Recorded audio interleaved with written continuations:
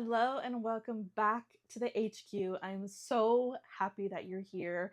Today, I wanted to do a quick little video about some of the intentions that I have behind starting SABHQ. And one of my big focuses with doing this is showing you, somebody who may want to pursue their dreams or I hope wants to pursue their dreams, to step out of their fear and to step out of their comfort zone.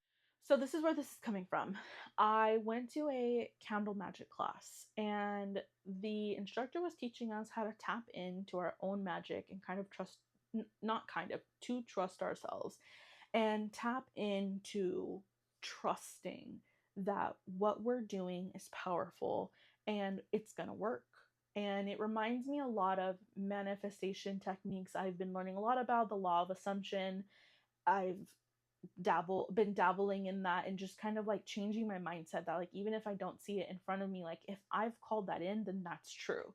Anyway, the point is that one of the things that kept coming up quite a bit, and it was a group of all Latinas, and I myself am Latina, so being in community is really important to me. And also, like, before I go anywhere, like, I walk into those rooms and people just see a white girl, and I get it.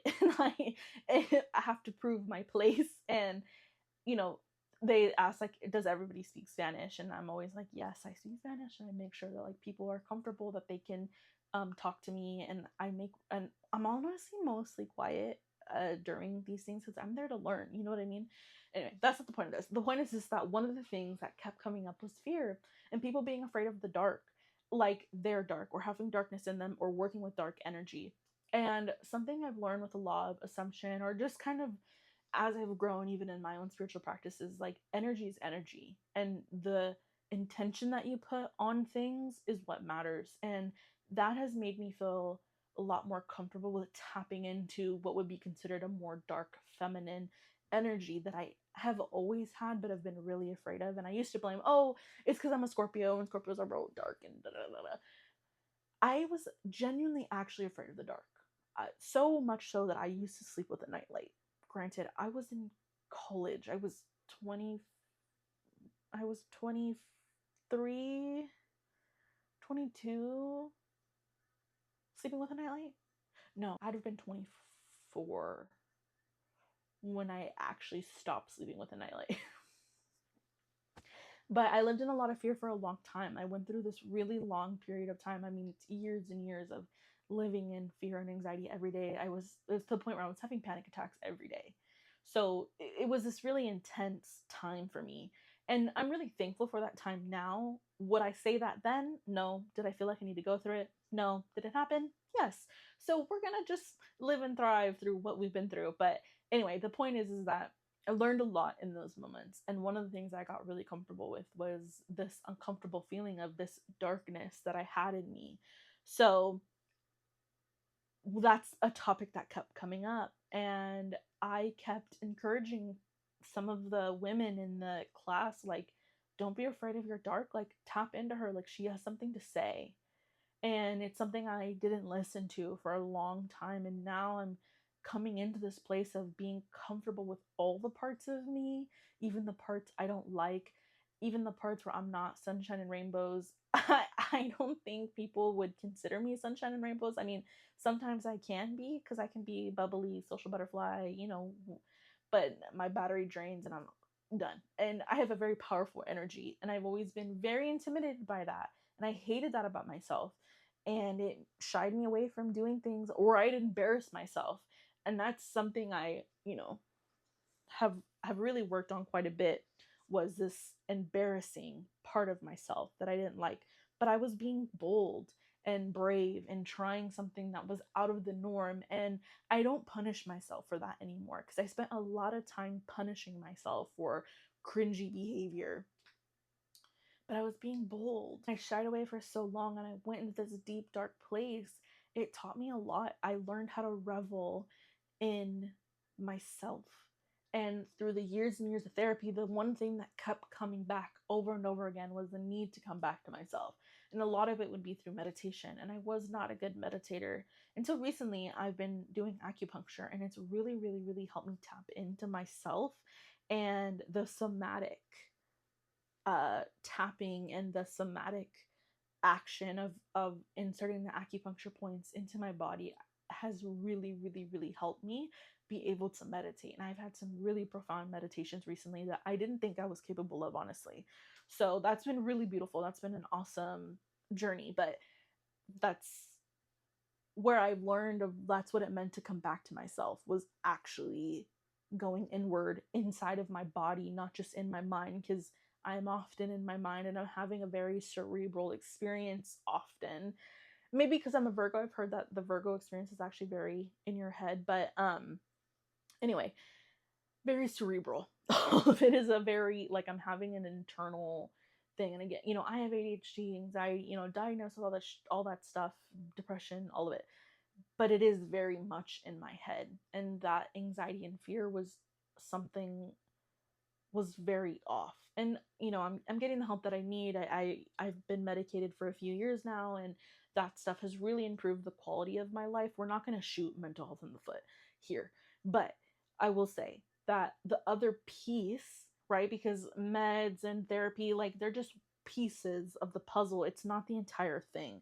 The rest of the puzzle is me, and putting the tools that I've learned through years of therapy and et cetera, to work, which is the meditation, coming back to myself and realizing I actually need somatic therapy. So I've been doing the ETF tapping, just trying to, like, feel my body, but honor and, like, listen to it, because I've felt my body, and I felt the terror in my body and the anxiety in my body.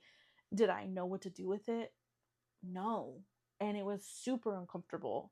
So coming out of this now to be where I am, where I'm being bold and filming. I mean, I have a light set up that's hanging on a hook of my other tripod, and I got this other tripod on Amazon, just the mic, like, all of it, like, doing my makeup, and I wanted to film after dinner. Like, this is my dream. So tapping into this dream has been the most beautiful experience I've ever done. One of the many, and I'll continue to have more beautiful experiences. I see how I'm being careful with my words. Words are very powerful.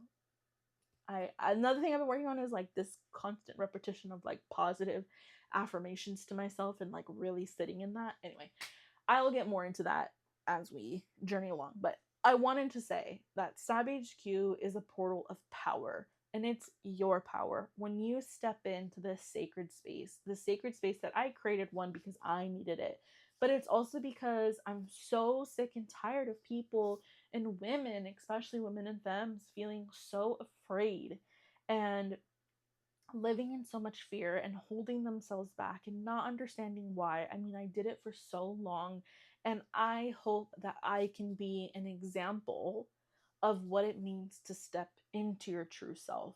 And together we will grow and learn what that means, what that fully means, through different avenues. Whether it's me showing you what's in my bag, or showing you what I'm loving right now, or sharing stories and building community, like, that's everything to me, and that's why I'm doing these things. So, long rant to say that we are letting go of fear. And this portal that I created with SABHQ, and even the cheeky, like, corporate jargon and stuff, you'll hear me talk about that a lot, because I think it's funny. My friends joke around with me and mess around with me, like, oh, you're Tony Soprano, or you're the boss, whatever. And I've just come to embrace that, because I am, and it's allowed me to feel powerful, to feel in control.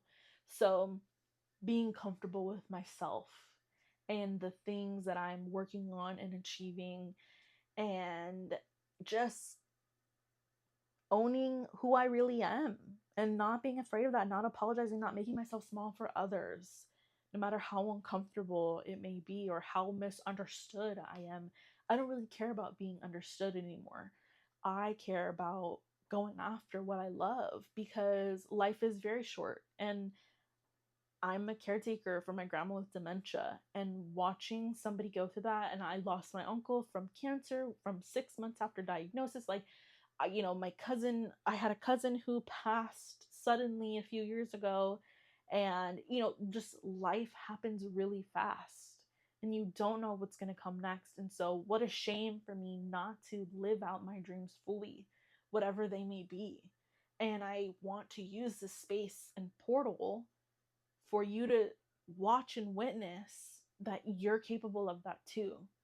And you can do whatever it is that you want to do, whether it's filming, whether it's um, designing, or I started two businesses. I started a business with my friends, and I started a hat business that's gonna blow, that's gonna expand into fashion and all these things. Like, this is all a part of my dream, and I was so tired of not chasing my dream. It was just eating me alive, because it's not benefiting anybody if I don't listen to the desires of my heart. So, all that to say is, I feel for all the women and femmes who live in so much fear. And I know that there's circumstances beyond our control, or extreme circumstances that are unfair and unjust.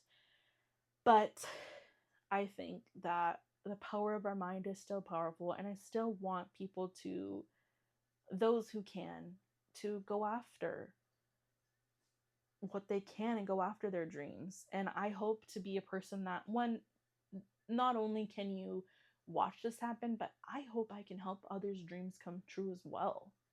And I hope that I'm able to support my friends' businesses, and support small businesses, and support women, and Black and brown women, and Indigenous women, and women and femmes, and the LGBTQIA plus community. Like, I hope somebody can also have their dream happen, and I hope one day I can bankroll somebody's dream along with helping mine, or family members or friends, whatever. Like, I hope that, that's the goal with all of this, is not just opening up my dream, but your dream as well. And I want to fund somebody's dream one day, honestly. Like, that's, these are the end goals of all of this. So I just want to say that dark energy is how we perceive it, and to not be afraid of it.